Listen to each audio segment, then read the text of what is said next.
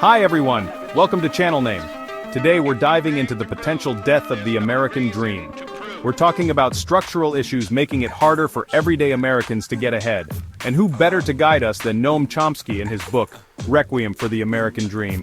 Chomsky lays out 10 principles for how wealth and power have been concentrated at the expense of democracy. So buckle up, and let's dissect these principles and see how they're playing out in America today.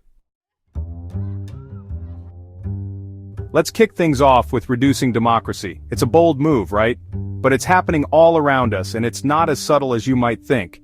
In Chomsky's view, limiting voting rights and participation is rule number 1 in the Autocrat Handbook.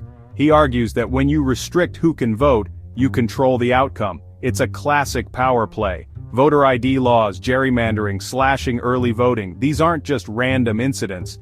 They're carefully crafted strategies designed to tilt the scales in favor of those already in power. It's a systematic approach to undermine the democratic process. They're strategies to disenfranchise voters, particularly those from marginalized communities. Think about it. If you can prevent certain groups from voting, you can maintain control without having to address their needs or concerns.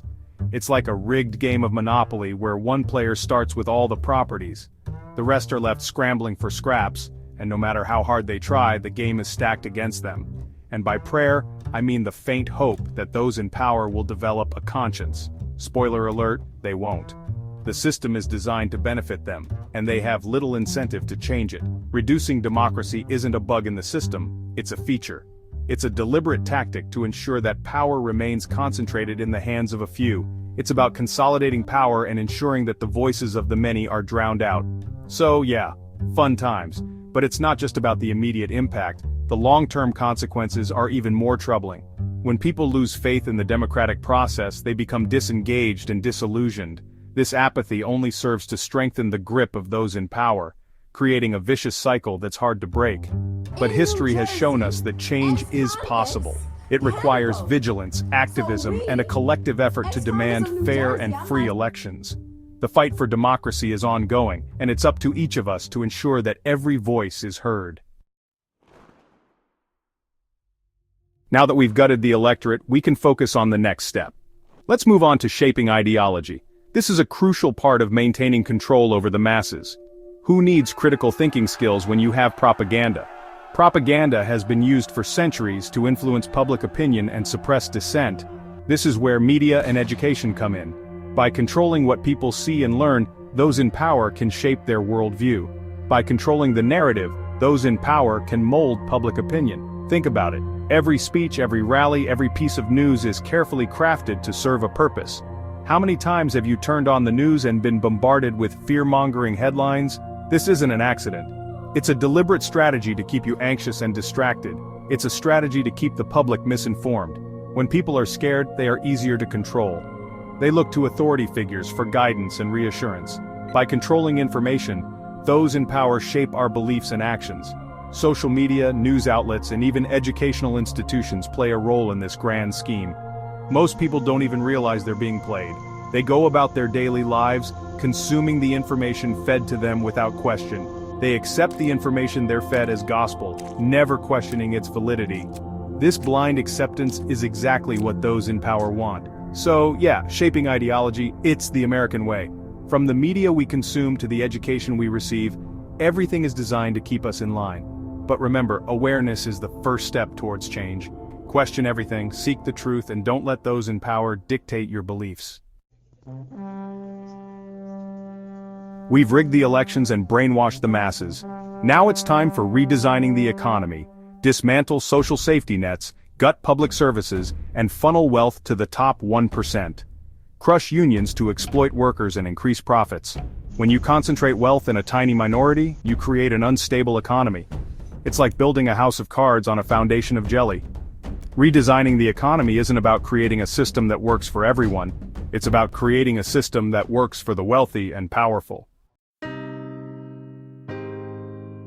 Now that we've redistributed wealth upwards, it's time to find someone to pay for it. And who better than the lower and middle classes? Shifting the burden isn't just about raising taxes on the working class, it's about making essential services like healthcare, education, and childcare unaffordable. The beauty of this system is that it creates a self-perpetuating cycle of poverty and despair.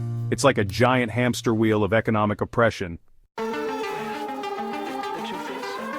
Remember social safety nets and community support systems?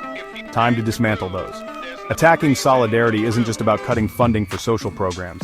It's about convincing people that those programs are harmful. The truth is, we all need help sometimes. But when you convince people that they're on their own, you atomize society. It's like playing a giant game of Jenga with the institutions that hold society together. And the people in power, they're just waiting for the whole thing to come crashing down. Let's talk about regulations. According to Chomsky's playbook, it's time to put those pesky regulations in a drawer. And who better to guard that drawer than the industries those regulations are supposed to regulate? It's like hiring a fox to guard the henhouse. Running the regulators isn't about protecting the public interest. It's about protecting the interests of the wealthy and powerful. Reducing democracy wasn't enough. To be safe, it's best to rig the whole system. Think of it as democracy with a little help from our friends with deep pockets. We're talking about gerrymandering, voter suppression, and corporate cash. Engineering elections isn't about ensuring the best candidate wins. It's about ensuring the candidate with the most money and the least scruples wins. We've rigged the elections, gutted the economy, and silenced dissenting voices. But wait, what's that I hear?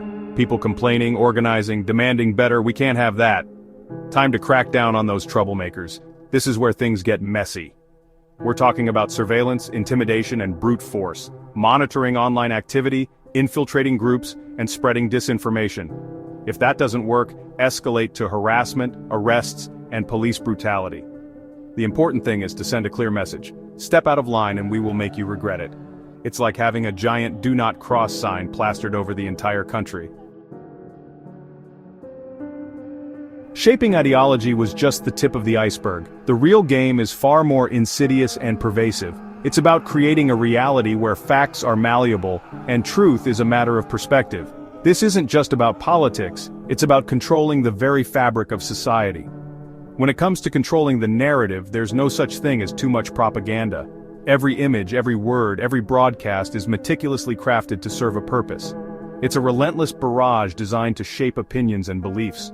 We're talking about a full-blown assault on truth, reason, and critical thinking. The aim is to create confusion, to blur the lines between reality and fiction. It's a strategy that undermines the very foundation of an informed society. Facts are whatever we say they are. In this world, objective truth is a casualty, the narrative is king, and it can be twisted and turned to fit any agenda.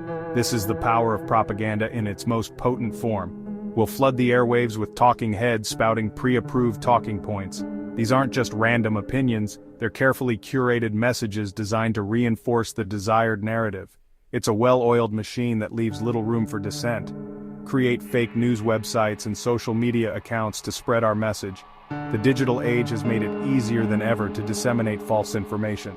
These platforms become echo chambers, amplifying the message and drowning out opposing voices. The goal is to create a constant state of information overload. When people are bombarded with too much information, they become overwhelmed and less likely to critically analyze what they're being told. It's a tactic designed to keep the public in a perpetual state of confusion. It's like trying to drink from a fire hose of bullshit. The sheer volume of information makes it nearly impossible to discern what's true and what's not. This is the chaos in which propaganda thrives, and the truly terrifying part, it's working. People are more divided and confused than ever. The lines between fact and fiction have been so thoroughly blurred that many no longer know what to believe. Manufacturing consent isn't about informing the public, it's about manipulating them. It's about creating a populace that is easier to control, one that questions less and accepts more. This is the ultimate goal of propaganda, to shape not just opinions, but reality itself. We've reached the final level, marginalizing the population. We've rigged the system, silenced dissent, and convinced everyone that up is down. Now it's time to make sure the majority of people are too disillusioned to challenge the status quo. Marginalizing the population isn't just about ignoring their needs, it's about creating a system where they believe their voices don't matter. We'll make sure they're too busy working multiple jobs to have time for voting or organizing. We'll drown them in debt so they're too busy trying to stay afloat. The goal is to create a population that's too demoralized to fight back. Look, I know that was a lot to take in. Chomsky's 10 principles paint a bleak picture of democracy. But here's the good news. We're not there yet. We still have time to turn things around. Chomsky's message isn't meant to inspire despair, it's a call to action. Democracy requires constant vigilance and participation. Get informed, get involved, and get loud. Vote in every election, support organizations fighting for social justice, and demand better. Because the only way to defeat a system designed to silence us is to raise our voices and make them impossible to ignore.